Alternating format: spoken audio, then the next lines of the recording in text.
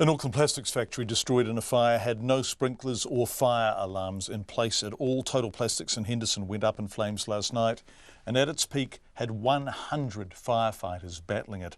The blaze gutted 2 buildings and has left workers without jobs. Eva Corlett reports. People living near the factory woke last night to explosions and were warned to stay inside to avoid toxic fumes coming from the melted plastic.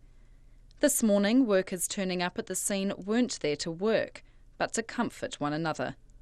The factory owner, Tony King, says he is stunned. I'm still numb. Yeah, it is devastating for the staff. You don't experience something like this every day, do you? So it's just a matter of going to work out what we can do next, getting things back up and going. I've got my customers to worry about as well.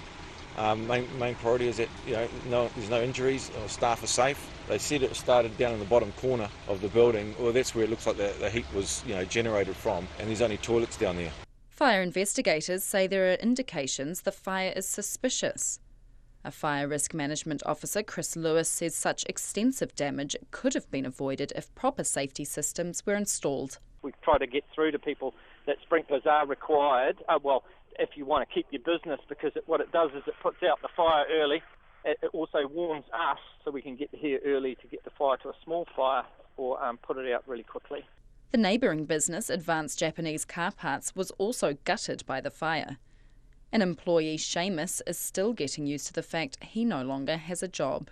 So I'm feeling a bit stressed out, and a bit, saddened by it all, but I mainly feel for my employer.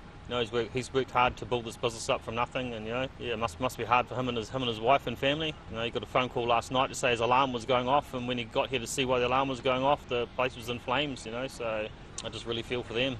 Seamus says he's amazed the plastics factory next door had no fire alarms because there were explosives on site. Both factories had a forklifter, and the forklifts normally have an LPG tank on the back and stuff, So there's numerous things that could have exploded, and a lot of things on both sides of this, both companies that would have contributed to the blaze, really once it got started to help it, fuel it and stuff.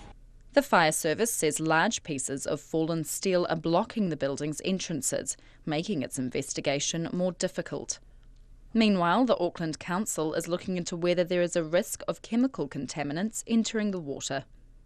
I tamaki makaurau mo te hōtaka o te ahiahi. Ko Eva Corlett, tēnei.